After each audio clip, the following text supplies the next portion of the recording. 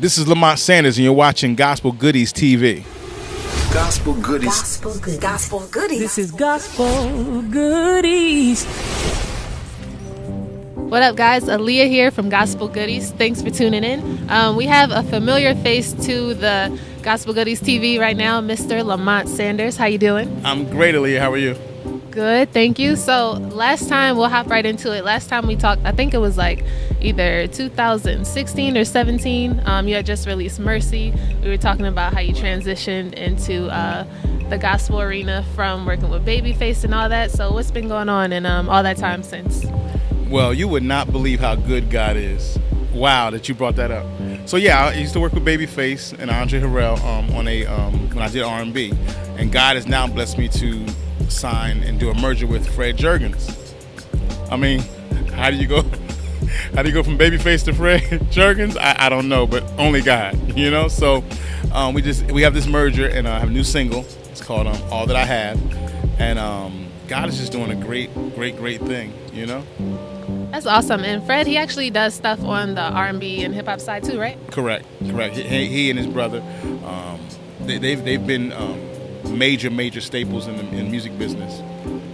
So let's talk about that. How'd you guys link up and how'd the song come about? Well, interesting, you know, we're both Jersey boys, but we met in Aiken, South Carolina. I did a concert out there, and I went up to him and started talking to him about, you know, just kind of checking my project out, you know, take a listen. And he really thought I was from Aiken. When we got on the phone, and actually, I'm gonna tell the truth,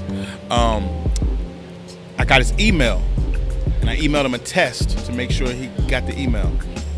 2.5 weeks later, he sent me an email and said, "You never sent the album."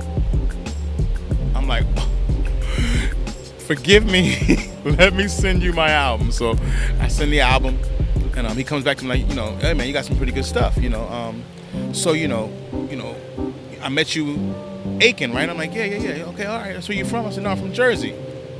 He's like, "So what are you doing?" I'm like, "Man, I'm out here doing, you know, whatever I got to do." So it was, you know, kind of like a, kind of different situation that we actually met like that. But God has a plan that we would have left New Jersey and met in Aiken, South Carolina. So recently I just finished coming back from Atlanta, and we recorded another song for the project. He's a keeper, and wow, I got to tell you, working with this guy was like,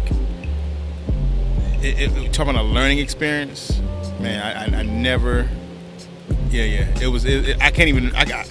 The song I did, I thought it was finished, and he said, let's tighten it up a little bit, and he tightened it up, and to God be the glory. This record is phenomenal.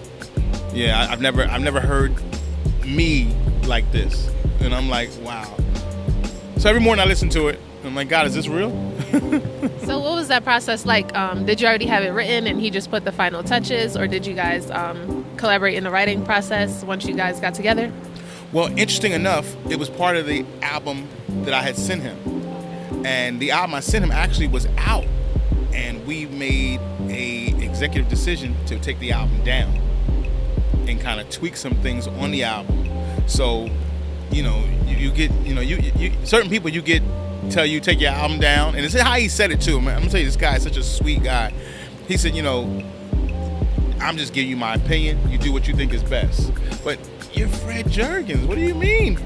So I'm like, yo, take it down. Enough said. Back to the drawing board, and now we're building this brand, this project from ground up. Nice. When can we expect it? Well, he let me know earlier today that the single will probably be available in about another month. Right now, it's growing its legs at radio, so it isn't out for distribution yet. For about another month, and then probably we'll try to do the EP probably like a month or 2 months after that. Carolina, I'm sure it's not that cold there. Did you move there, or are you still in Jersey?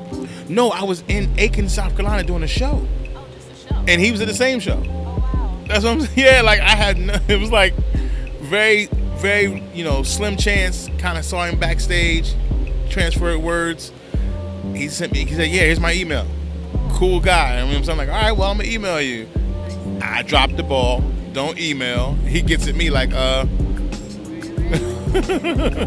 All right, so we're here at the Stellar Awards 2019. I think it's the 34th. If it's not the 34th, my bad, but year 2019.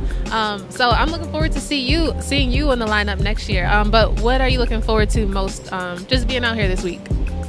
Honestly, man, Stella's has become like the family reunion for the industry. We get to see everybody that we don't see all year. We get to see each other. But this year, I'm particularly excited about Todd Delaney. He's come a very long way, but I had an opportunity to meet with him about 3 weeks ago, and just to hear his heart has just taken me as a man to a whole nother level. And I'm praying and I'm speaking in the atmosphere that what he inserted in me goes beyond me to more men, to more artists, to more Christians, because it takes that. I'm hoping it becomes contagious. His spirit, it's just it did something for me. You know what I'm saying? So it made me raise my standards, not only as a man, but as a gospel artist, as a recording artist. So we're in Vegas. I know I went to the Hoover Dam yesterday. That was awesome. Are you doing any other fun things here? Interesting enough, Vegas is one of my favorite places to visit, and I couldn't even get to Eminem's Soul Cafe. My schedule, when I tell you my schedule is like, and it just hit me, I won't be able to get there. I think I fly out early, so I'll never get, I don't get a free morning while I'm here. We did this last time, but if you could share a word of encouragement for people watching, what would you tell some people? I would tell them, definitely, we as a people, stop searching for validation. Really hear God's voice, and don't worry about if we don't get the yes and the amens from people, because they didn't call us. God did. Whatever it is you called to do, it's you and God. Y'all rock out.